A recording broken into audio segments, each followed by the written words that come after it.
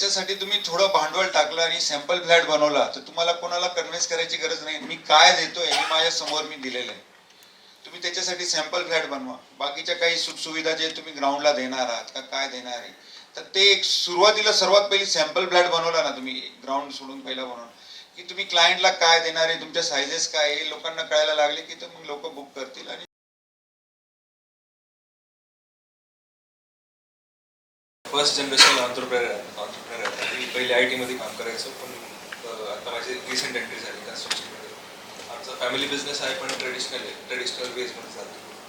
तर मी नवीन आत्ता काय करू शकतो आणि जर माझ्याकडे फंड्स असतील तर मी त्यांना कसं डिवाइड केलं पाहिजे, कुठे कसला उपयोग केला पाहिजे.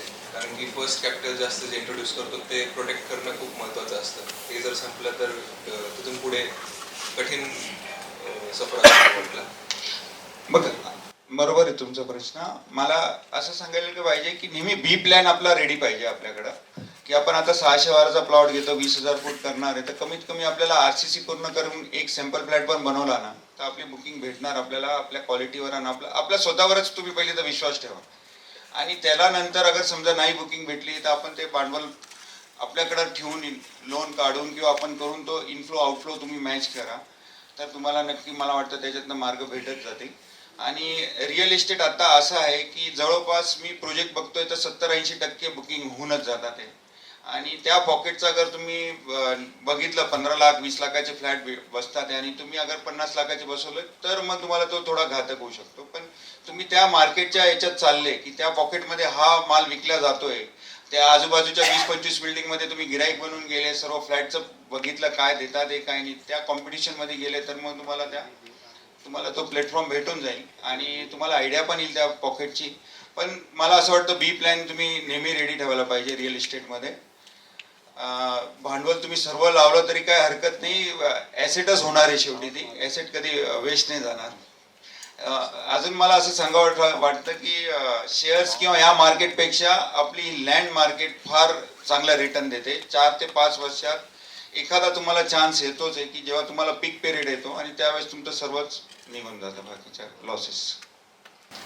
सर, आणि लेट्स से आपल्याकडे एक्स कॅपिटल आहे, फॉर एक्झाम्पल 5 crores आहे, तर त्यांना कसं डिवाइड केलं पाहिजे, लँड कॉस्ट किती पाहिजे, कन्स्ट्रक्शनमध्ये किती लावलं पाहिजे, मार्केटिंग स्ट्रॅटेजी. आता हा जो प्रश्न आहे ना तुमचा सेलवर येतो, की समजा आता तुम्ही एखाद्या पातळीला का घेणार आहे तर तिथं कोणी 3500 विकतं, कोणी 4000 विकतं, बरोबर आहे. तेव्हा तुम्हाला लँड कॉस्ट काय पडते, त्याच्यावरील कॉर्पोरेशनचे जे खर्च आहेत ते काय होतात, कन्स्ट्रक्शन कॉस्ट काय जाते, हा विचार तुम्ही करून तो प्लॅनिंग करावा लागेल तुम्हाला. नंतर तुमची सेल कॉस्ट डिसाईड होते आणि नंतर मग इतर खर्च तुमचे काय काय आहेत. एखादी बिल्डिंग बांधायला कमीत कमी 2 वर्ष लागतात. मग त्याचा इंटरेस्ट, तुमच्या स्वतःचा पगार, माणसांचा पगार, हा सर्व तुम्हाला इनफ्लो आउटलेटमध्ये मॅच करावा लागतो. बऱ्याच वेळास कागदात FSI आपल्याला 5 दिसतोय, मग कागदावर नफा फार दिसतो, पण प्रत्यक्षात जेव्हा आपण डेड एंडला येतो तेव्हा आपल्याला तो फ्लॅट किंवा याच्या स्वरूपातच आपल्या हातात येतो. आणि मी असं पण म्हणेल की जेव्हा जेव्हा तुम्ही सुरुवात करता तेव्हा तुम्ही अजून म्हणजे दुसऱ्या बिल्डिंग पण लगेच सर्च करत राहा. म्हणजे एका बिल्डिंगवरच तुम्ही थांबत नका राहू. इथं टाकला की दुसरी ठिकाणी दुसरा पॉकेट घ्या, गंगापूर रोड, मसरूळ घ्या, जिथे जिथे रनिंग आयटम आहे तिथं पण तुम्ही घेत घ्या. म्हणजे एक अगर तुमचा स्लो चालला प्रोजेक्ट तर दुसरा तुम्हाला देत राहील. अशा प्रकारे तो चक्र चालू होऊन जाईल. नमस्कार सर. जर हाय राईज प्रोजेक्ट म्हटलं तर एन्व्हायरमेंटचं खूप हे लागतात आपल्याला परमिशन्स. तर तुम्ही जेव्हा 3 विचार करत होते काही प्रॉब्लेम्स आले ते कसे सॉल्व्ह केले? एन्व्हायरमेंट हा फार काळाचा गरज आहे आता, मी असं सांगेल. कारण आपलं नाशिक आता टर्न होत आहे. एन्व्हायरमेंटला आपल्याला घाबरायचं काहीच कारण नाही आहे. त्यांचे नियम असे, STP झाडाला 3 मीटरवर लावायचं, फायरचे नॉर्म्स आहेत, त्या रस्त्यावर ट्रॅफिक किती होते. लोकांना एक संभ्रम झालेला का एन्व्हायरमेंट EC म्हणजे फार टाइम लागतो, पण तुम्ही ते नियमात व्यवस्थित प्रेझेंटेशन केलं तर तुम्हाला काही त्रास नाही होत. 2 मीटिंगमध्ये तुमची बिल्डिंग अप्रूव्ह होऊन जाते. आणि मी एकच सांगेल की एन्व्हायरमेंटचा NOC आल्याशिवाय काम चालू नका करू. कारण त्यांना सॅटेलाइट्सनी एक खाली लेबर काम करतो ते पण दिसतं. काम चालू केलं आणि तुम्ही त्याचं व्हायलन्स केलं तर मग तुम्हाला त्रास चालू होईल, पण अदरवाईज काही त्रास नसतो. उलट तुम्हाला जेव्हा ते 25-30 पानांचं पूर्ण लिपलेट तयार होत आहे एन्व्हायरमेंटचं, तेव्हा तुम्हाला पूर्ण बिल्डिंग डोक्यात राहते की ती कशी मूव्ह करणार आहे, तुमचा ट्रॅफिक फ्लो आतून कसा राहणार आहे, पार्किंग कशी राहणार आहे, फायरचे तुम्हाला कुठे कुठे किती मीटरवर काय राहिला ते तो तुमचा प्लस पॉईंट आहे, त्याला तुम्ही मायनस पॉईंट नका धरू. मला असं वाटतं एन्व्हायरमेंटची स्टडी तुम्ही जेव्हा बिल्डिंग प्लॅन बनवतात ना तेव्हाच तुम्ही ती तयारी केली की तुम्हाला तो वेळ वाचेल. कारण एन्व्हायरमेंटला लोक बरंच नंतर जातात आणि मग ती मीटिंग लागते 1.5 महिन्यानी. तो प्रश्न फार किचकट आहे, पण मला वाटतं कॉर्पोरेशन आणि आता 2 लाखाच्या वरच एन्व्हायरमेंट लागतात, 2 लाख स्क्वेअर फीटाच्या वर.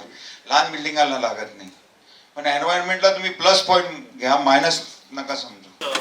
जर का तुम्ही जर एंटर करत आहे कन्स्ट्रक्शन फील्डमध्ये, एखादा रिडेव्हलपमेंटचा जर का प्रोजेक्ट असेल, म्हणजे आयडिया असेल की रिडेव्हलपमेंटच्या प्रोजेक्टमध्ये जायचं आहे, तर जे नवीन कस्टमर्स आहे आणि जे ऑलरेडी तिथे राहणार आहे त्यांना विश्वासात कसं घ्यायचं की आता त्यांना दाखवायला काय नाही की याच्या आधीचा माझा हा प्रोजेक्ट आहे, तर नवीनच सुरुवात आहे. आणि या केसमध्ये जे पार्टनरशिप एखाद्या एक्सपिरियन्स सोबत, तर ते किती मॅटर करतं या केसमध्ये? आणि तुमचे 2 वेगळे प्रश्न आहे. रिडेव्हलपमेंटला बिल्डिंग घेतल्यावर आपल्याला FSI जास्त भेटतो. आणि दुसरा प्रश्न काय होता तुमचा?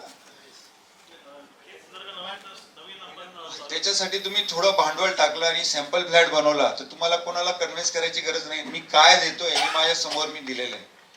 तुम्ही त्याच्यासाठी सॅम्पल फ्लॅट बनवा. बाकीच्या काही सुखसुविधा जे तुम्ही ग्राउंडला देणार आहात का काय देणार आहे, तर ते एक सुरुवातीला सर्वात पहिली सॅम्पल फ्लॅट बनवला ना तुम्ही, ग्राउंड सोडून पहिला बनवला की तुम्ही क्लायंटला काय देणार आहे, तुमच्या सायझेस काय आहे लोकांना कळायला लागले की तर मग लोक बुक करतील. आणि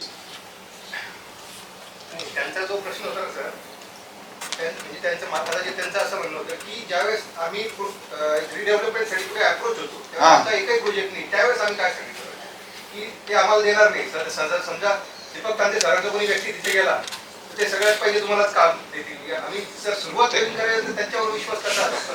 याच्यासाठी तुमचे कोणी नातेवाईक असतील किंवा ज्यांचं ट्रस्ट एक दुसऱ्यांवर, एखादा मध्यस्थी तुम्ही ठेवला की हा व्यक्ती चांगला आहे, प्रामाणिक, हा बिल्डिंग पूर्ण करेल. किंवा मग तुम्ही असं पण करू शकतात की रिडेव्हलपमेंटला तुम्ही त्यांना सांगितलं की मी 1 कोटीची FD भांडवल म्हणून बँकेत ठेवतोय, बरोबर आहे. आणि मग ते एक MOU तुम्ही तयार करा की माझी नाही झाली तर तुम्ही याच्यातनं ती बिल्डिंग पूर्ण करू.